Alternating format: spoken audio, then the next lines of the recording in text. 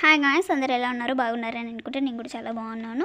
డ్రామాలోకి వెళ్ళిపోదాం. డ్రామా స్టార్టింగ్లోనే హీరో ఇలా అంటాడు, నువ్వు ఎదురు చూస్తున్నట్టుగా నాకు నీ మీద ఎలాంటి ఇంట్రెస్ట్ లేదు, పోయి నువ్వు కింద పడుకో, నేను బెడ్ పైన పడుకుంటానని తోసేస్తాడు. మార్నింగ్ అవుతుంది. అమ్మమ్మ హీరోయిన్తో ఇలా అంటుంది, నేను ఇంట్లో ఉన్నంత వరకు నిన్నెవరూ బాధ పెట్టలేదు, నేను బాధ పెట్టకుండా చూసుకుంటాను, నేనంతా చూసుకుంటాను కదా, నువ్వు బాధపడకు, ఎవరేమన్నా నాతో చెప్పు, నీకు కట్నంగా ఇంతవరకు ఏమి ఇవ్వలేకపోయాను, నీకేమి ఇష్టమో అనేది నాకు తెలియదు కదా, అందుకే నీకోసం ఏమీ తీసుకురాలేకపోయాను, నా కార్డుని ఉంచుకో, మాల్కి వెళ్ళి నీకు కావాల్సింది తీసుకో, నీకు తోడుగా ఎవరైనా పంపిస్తాను అంటుంది. హీరోయిన్ వద్దు నేను వెళ్ళగలను, నేను వెళ్తానని చెప్తుంది. ఈమెకి మాస్టర్ అని ఒకడు ఉంటారనమాట, అంటే తినని పెంచింటారు కదా చిన్నప్పటి నుంచి, వాళ్ళకి కాల్ చేసి మాట్లాడుతూ వెళ్తుంటుంది. నేను బాగున్నాను, ఇక్కడ అన్ని పరిస్థితులు బాగున్నాయి అంటూ ఇలా క్షేమ సమాచారాలన్నీ చెప్తూ ఉంటుందన్నమాట. ఇంకా అదే షాపింగ్ మాల్లో తన స్టెప్ సిస్టర్ కూడా షాపింగ్ చేస్తుంటుంది. అది హీరోయిన్ గమనించి తన ముందే స్లోగా నడుస్తూ వెళ్తుందన్నమాట. అప్పుడు తన స్టెప్ సిస్టర్ తనని చూసినాక ఇంకా గమనం ఉంటుందా, తన వెనకాలే తను వెళ్ళిన షాప్కే వెళ్తుంది. అక్కడికి వెళ్ళి ఇలా మాట్లాడుతుంది అనమాట. ఏంటి నైట్ మొత్తం హెల్త్ బాగాలేని వాడిని చూసుకుంటూ వాడికి సేవలు చేస్తూ గడిపేసినట్టున్నావు, అయినా నువ్వు ఆశపడినట్లు ఏమీ జరిగినట్టు లేదే, కనీసం ఇలాంటి వస్తువులను చూడటానికైనా అదృష్టం దొరికింది, అయినా నీ లైఫ్కి ఇదంతా తగినది కాదు, అందువలన ఈ చైన్ నేను తీసుకుంటానంటూ అక్కడ ఉన్న సేల్స్ గర్ల్కి ఇది ప్యాక్ చేయని చెప్తుంది.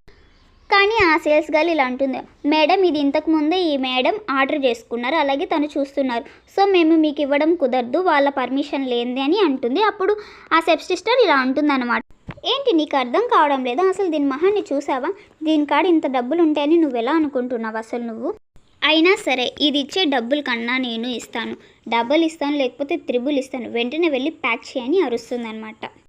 హీరోయిన్ మాత్రం వెటకారంగా నవ్వుతూ ఉంటుంది, ఎందుకంటే 10 మిలియన్లు నక్లీస్ని 30 మిలియన్ ఇచ్చి కొనుక్కునే తింగర్ దాన్ని చూస్తే ఎవరికైనా నవ్వొస్తుంది కదా, నిజంగానే పిచ్చిలా ఉంది. ఆ సేల్స్ గర్ల్ ఇలా అడుగుతుంది, మేడం క్యాషా లేకపోతే కార్డ్ పే చేస్తారా, తొందరగా చెప్పండి అంటుంది. కానీ తన దగ్గర అంత డబ్బు లేవు, ఎలా పే చేయాలని ఆలోచిస్తూ ఉంటుంది.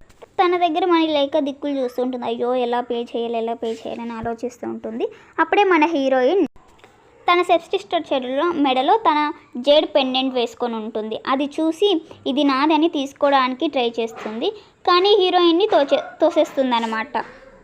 అలాగే ఇది దానికి ముఖ్యమైన వస్తువు అయి ఉంటుంది అని ఆలోచిస్తుంటుంది, దీనికి ఇవ్వకూడదని అనుకుంటూ ఉంటుంది. ఆ సేల్స్ గర్ల్తో ఇలా అంటుంది అనమాట, మీ మేనేజర్ని పిలుచుకురండి, 30 మిలియన్ నాకు ఒక డబ్బు కాదు, ఒక లెక్క కూడా లేదు, ఇచ్చేస్తానే అని అంటుందన్నమాట ధీమాగా. ఇక్కడ హీరోని అండ్ తన ఫ్రెండ్ని చూపిస్తారు, వాళ్ళు ఇలా మాట్లాడుకుంటూ ఉంటారనమాట. తన ఫ్రెండ్ ఇలా అంటాడనమాట, అసలు ఈ అమ్మాయి వాళ్ళ సొంత కూతురే కాదు, తప్పైన రిలేషన్షిప్లో వాళ్ళ నాన్న ఉన్నారు, అందువల్ల ఈ అమ్మాయి పుట్టింది, అలాగే ఆ లేడీకి ఈ అమ్మాయి పుట్టింది, పాపం సడన్గా ఏమైందో తెలియదు, కానీ 9 సంవత్సరాల వయసులో తనకి చెవులు పోయాయి, అలాగే మాటలు కూడా రాకుండా పోయాయి. తర్వాత ఆ అమ్మాయిని తీసుకొని వెళ్ళి ఒక విలేజ్లో వదిలేశారనమాట. చిన్న వయసు నుంచే ఒంటరిగానే జీవించింది పాపం, కానీ సడన్గా ఆ అమ్మాయిని తీసుకొని వచ్చారు, ఎందుకో తెలియడం లేదు, నాకు అనిపిస్తుంది అంటే ఆ అమ్మాయి అమాయకురాల్లా ఉంది, అందుకే వాళ్ళు వాడుకుంటున్నారంటాడు. అప్పుడు హీరో ఇలా అంటాడనమాట, ఇంకొక వేరే రీజన్ ఏమన్నా ఉందేమో తెలుసుకోకపోయావంటే అప్పుడు తన ఫ్రెండ్ ఇలా అంటాడు, ఇంకా ఆ విషయాలు ఏం కనిపెట్టలేదు, చాలా కష్టంగా ఉంది, తొందరగానే హీరోయిన్ గురించి అన్ని విషయాలు కనిపెట్టి తెస్తానని అంటాడు. ఇప్పటి వరకు చెప్పినవి చూస్తే వాళ్ళు మనల్ని మోసం చేశారు అని బాగా క్లియర్గా అర్థమవుతుంది, నువ్వెందుకని వెళ్ళి బామ్మకి చెప్పలేదు, చెప్దామా అని అడుగుతాడు. కానీ హీరోయిన్ ఇలా అంటాడనమాట, అసలే బామ్మకి ఆరోగ్యం బాగలేదు, ఇప్పటికి ఇది తెలిస్తే ఆవిడ చాలా బాధపడుతుంది, అసలే ఆ అమ్మాయి తన ప్రాణాలు కాపాడిందని ఇంకా ఎక్కువగా నచ్చేసింది తను, ఇప్పుడు పోయి చెప్పడం మంచిది కదా అని హీరో అంటాడనమాట. తన ఫ్రెండ్ చూడు వచ్చిన ఒక రోజుకి అవన్నీ కరెక్ట్ చేసేసింది, ఆ అమ్మాయి చాలా బాగా తెలివైన అమ్మాయిలాగుంది, ఏదో ఒక రోజు నిన్ను కూడా తన వైపు తిప్పుకుంటుంది, అది కాకుండా నీ జేడి పెండెంట్ పెట్టుకొని ఉన్న అమ్మాయిని పెళ్లి చేసుకుంటానని చెప్పావు, దాని గురించి ఇన్ఫర్మేషన్ దొరికింది, మనం వెళ్దాం అని అంటాడు. కానీ హీరో మాత్రం ఏ విషయం గురించో దీర్ఘంగా ఆలోచిస్తున్నట్టు మనకి చూపిస్తారనమాట. అక్కడ కట్ చేసి మనకి మాలో ఏం జరుగుతుందో చూపిస్తారు. తను చెప్పింది కదా మీ మేనేజర్ని పిలుచుకోరమ్మని, సో ఆ సేల్స్ గర్ల్ వెళ్ళి మేనేజర్ని పిలుచుకొని వస్తుంది. ఆ మేనేజర్ ఏంటి అని అడిగితే అప్పుడు తన సిస్టర్ ఇలా అంటుంది, మీరు ఈ జేడ్ పెండెంట్ పెట్టుకొని ఈ మాలో ఏమైనా తీసుకోవచ్చా అని అడుగుతుంది. అప్పుడు సేల్స్ గర్ల్ సరే మేడం నక్లీస్ తీసుకోండి, అలాగే ఈ జేడ్ పెండెంట్ కూడా ఒరిజినల్ అని చెప్తుంది. మేనేజర్ చెప్పేస్తుంది. అప్పుడు హీరోయిన్ మనసులో ఇలా అనుకుంటుంది అనమాట, వీళ్ళు తీసుకొని పెట్టుకుంటే తర్వాత వచ్చి నేను మనీ ఇచ్చి తీసుకొచ్చని ఆశపడుతుంది. కానీ వాళ్ళ పెన్నెన్ని తీసుకోకుండా మళ్ళీ తన సిస్టర్కి ఇచ్చేస్తారు. పాపం హీరోయిన్ అలాగే చూస్తూ ఉండిపోతుంది. తన సిస్టర్ ఎగతాళిగా నవ్వుకుంటూ ఇలా అనుకుంటుంది, నువ్వు నాతో పోటీ పడగలవా, అయినా నీకు బాగానే జరిగిందంటుంది. అలాగే వాళ్ళ అమ్మకు కాల్ చేసి, మా ఈరోజు దాని మొహం చూసిండాలి, అయినా అది ఒక తప్పైన దారిలోనే పుట్టింది కదా, అయినా దానికి ఎంత పొగరుగా ఉండాలి, అయినా అలాంటి దాని దగ్గర నేను ఎప్పుడైనా ఓడిపోతానా అంటూ ఉంటుంది. అలాగే తన హీరో మనుషులు వస్తారనమాట. హీరో మనుషులు తనని పట్టుకొని ఇలా అడుగుతారనమాట, ఆ జేడ్ పెండెంట్ నీదా అని అడుగుతారు. ఈ జేడ్ పెండెంట్ మీద నాకు తెలియకుండా తీసుకున్నాను, క్షమించండి అని అంటుంది. అప్పుడు ఇలా అడుగుతాడు, ఇది నీదా అని అడుగుతాడు. అవునవును ఇది నాదే, మీకు నచ్చితే తీసుకోండి, నాకేం ప్రాబ్లం లేదు అని చెప్తుంది. అప్పుడు నాకు ఈ జేడ్ ముఖ్యం కాదు, ఇది నువ్వు ఎక్కడ కొన్నావని ముఖ్యం, నిజం మాత్రమే చెప్పకపోతే నేను చంపేస్తానని బెదిరిస్తాడు. నువ్వు ఫస్ట్ నిజం చెప్పు, ఆ తర్వాత నిన్ను చంపవలనా లేదా అని ఆలోచిస్తుంటుంది. అప్పుడు లేదు ఇది నాది కాదు, మా అక్కది, నా దగ్గర ఇచ్చిందని చెప్తుంది. మీకు ఇంకేమైనా డీటెయిల్స్ కావాలంటే తన దగ్గరికి వెళ్ళి అడగండి అంటుంది. అప్పుడు హీరో బ్రదర్ ఇలా అంటాడనమాట, తిను ఎలాగా నిజం చెప్పదు కదా, వెళ్ళి లాక్కొని వెళ్ళండి అంటుంది. లేదు ప్లీజ్, నేను నిజాన్ని ఒప్పుకుంటాను, ఇది మా అక్కది, నేను దొంగతనం చేశాను, ఇదే నిజం, దయచేసి నన్ను వదిలేయండి, ఈ జేడ్ని తీసుకొని వెళ్ళిపోండి, నాకు అవసరం లేదు, ఇది మా సిస్టర్ని అడగండి ప్లీజ్, నన్ను వదిలేని ఇట్లా బ్రతిమలాడుతూ ఉంటుందన్నమాట. ఆ జేడ్ పెండెంట్ని తీసుకొని వెళ్ళి హీరో దగ్గర ఇస్తారు. దాన్ని చూసి ఒకవేళ అక్కడ ఉన్నది హీరోయిన్ అని అనుకుంటాడు. ఇంకొక పక్కన సీసీటీవీని చూపిస్తూ ఉంటారు. అందులో ఉంటుంది కదా, హీరోయిన్ నాది ఇవ్వు అని అడిగి ఉంటుంది. దాన్ని చూపించి ఆమె చెల్లెలు ఏం విధంగా తనతో భార్యతో ప్రవర్తించిందని చూసి దాన్ని ఊరికే వదలకూడదు, కాళ్ళు చేతులన్నీ చేసి డస్ట్బిన్లో పడేసినట్టు పడేయండి దాన్ని అని చెప్తాడనమాట. తన ఫ్రెండ్ ఇలా అంటాడు, నీ భార్య అంటే నీకు ఇష్టం లేదు కదా, తను నిన్ను మోసం చేసే కదా పెళ్లి చేసుకుంది, అయినా తన మీద ఇంత కన్సర్న్ ఎందుకని అడిగితే తను ఏం అనుకోకుండా గమనే ఉంటాడనమాట.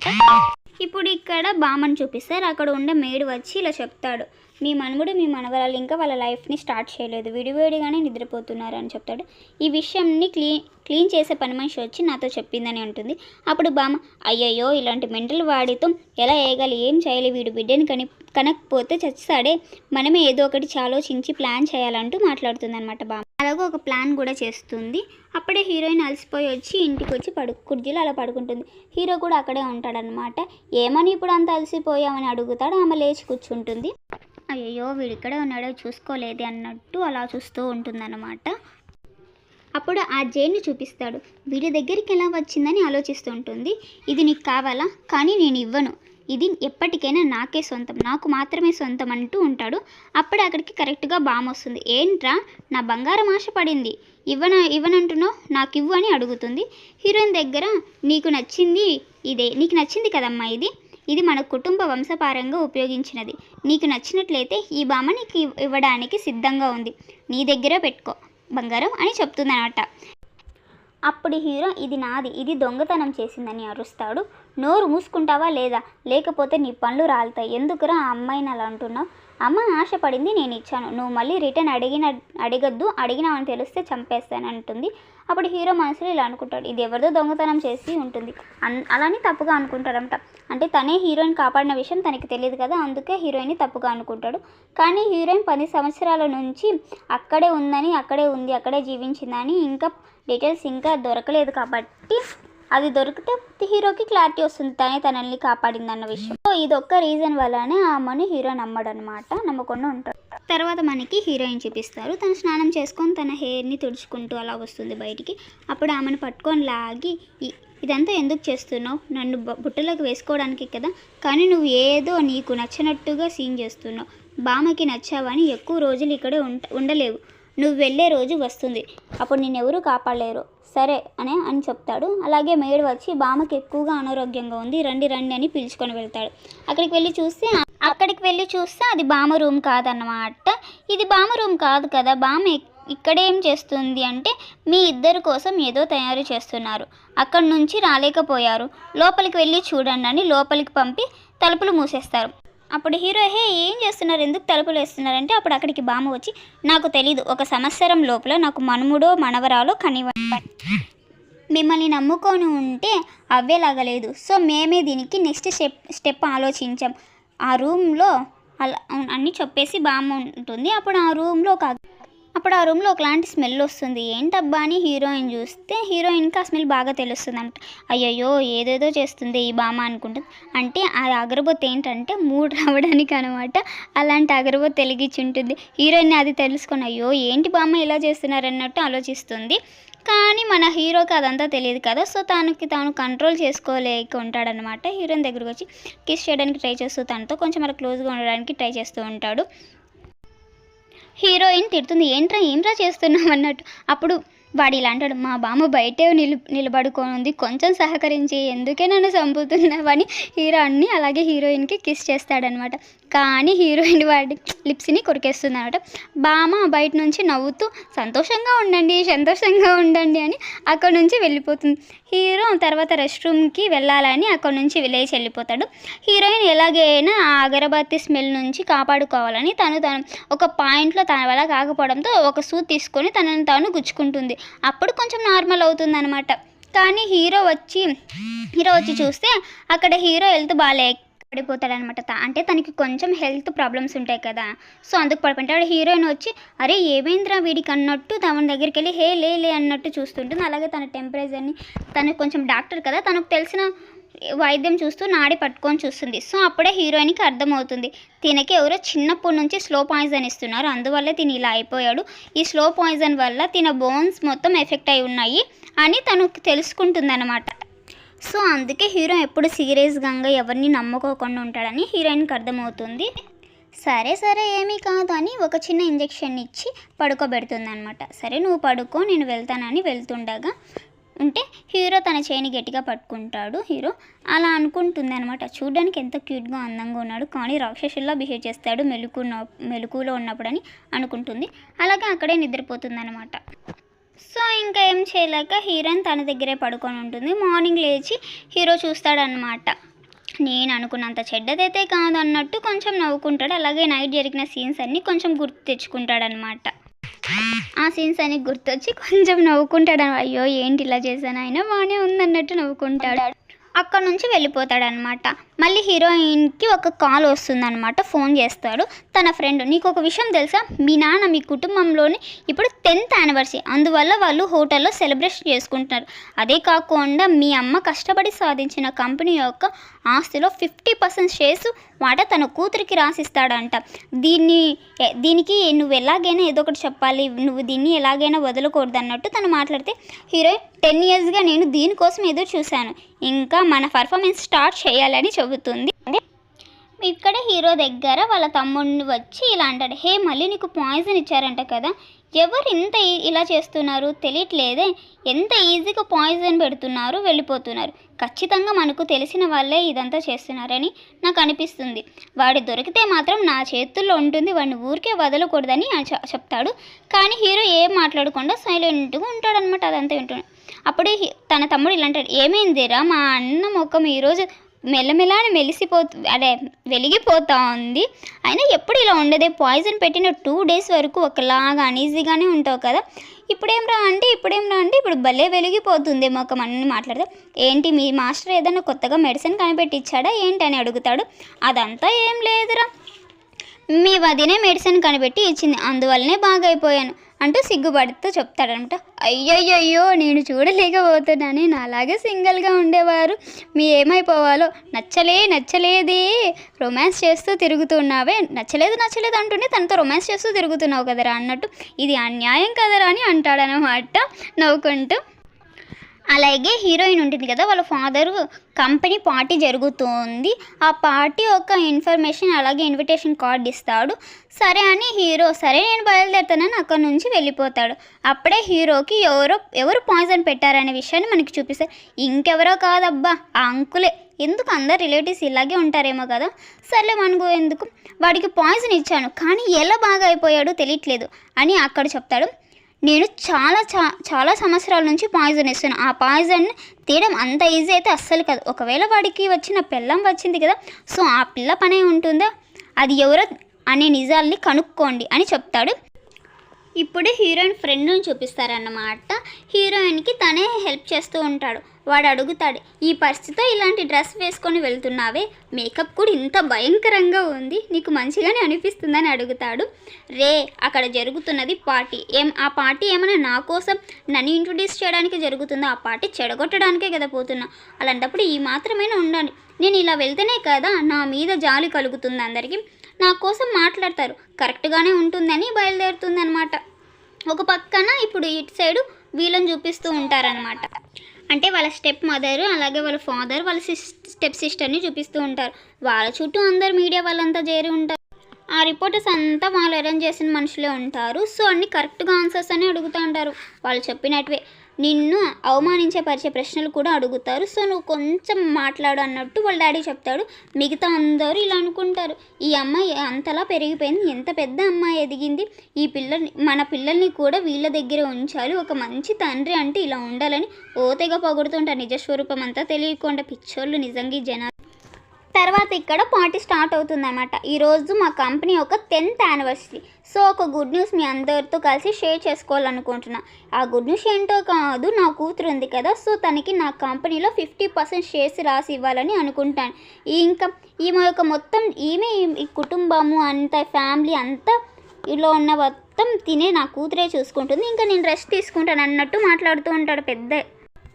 అప్పుడు ఒక రిపోర్టర్ ఇలా అడుగుతుంది, మీకు ఇంకొక వైఫ్ ఉన్నారు కదా, ఆ వైఫ్ యొక్క ఆస్తే కదా ఆ అమ్మాయికి రాసిస్తున్నారు, కానీ తనకంటూ ఒక పాప ఉంటుంది కదా, తనకెందుకు రాసిలేదు, మీరు మీ కూతురికి ఎందుకు రాసిస్తున్నారని అడుగుతుంది.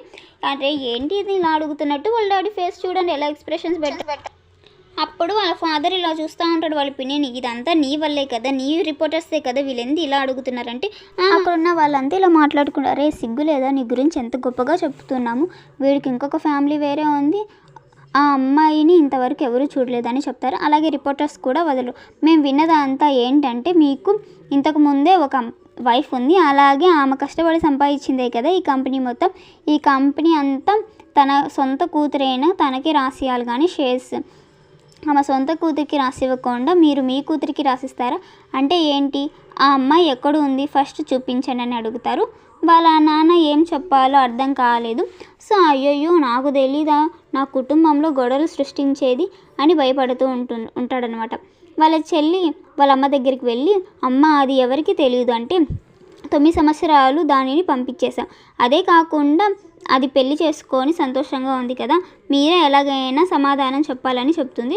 అవును, మాకు ఇంకొక కూతురు ఉన్నది, మాకు తెలుసు, ఫ్యామిలీ 10th యానివర్సరీ పార్టీ జరుపుకుంటున్నాం కదా, ఆ అమ్మాయి ఎక్కడుందంటే అదే కదా మేము అడుగుతున్నామని రిపోర్టర్స్ అంటారన్నమాట.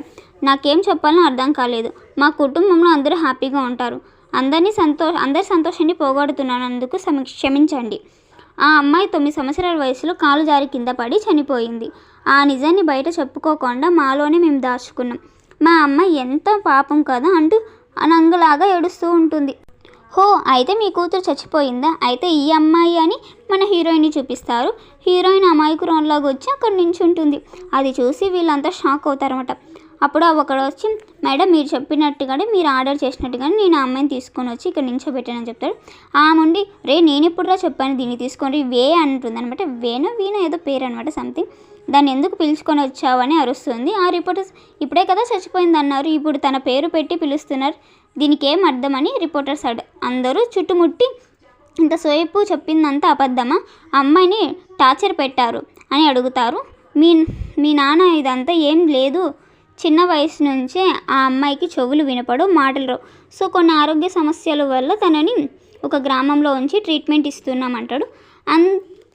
అందువల్ల అది అంతా సరైన తర్వాత పిలుచుకొద్దామని అని అంటాడనమాట. హీరోయిన్ అబద్ధం చెప్పవద్దు నాన్న, నాకు అలా మాటలు రావు, చెవులు వినపడవు, ఇప్పుడు బాగానే కదా ఉన్నాను అని మాట్లాడుతోంది. రేపు నేను ఎక్కడైనా బయటికి వెళ్తున్నప్పుడు నన్ను అందరూ ఎలా చూస్తారు అని అడుగుతుంది. ఇదంతా చాలా తప్పు నాన్న అని అంటుందన్నమాట. అంతే వాళ్ళ నాన్న ఇరుక్కుపోతాడు. ఆయన ఏం చెప్పాలో తెలియక అర్థం కాక అవస్థ పడుతున్నట్టు ఉంటాడు. అందులో ఈ ఎపిసోడ్ అయిపోతుంది. సో నెక్స్ట్ ఎపిసోడ్లో కలుసాం. అంతలోపల లైక్ చేయండి, షేర్ చేయండి, సబ్స్క్రైబ్ చేసుకోండి.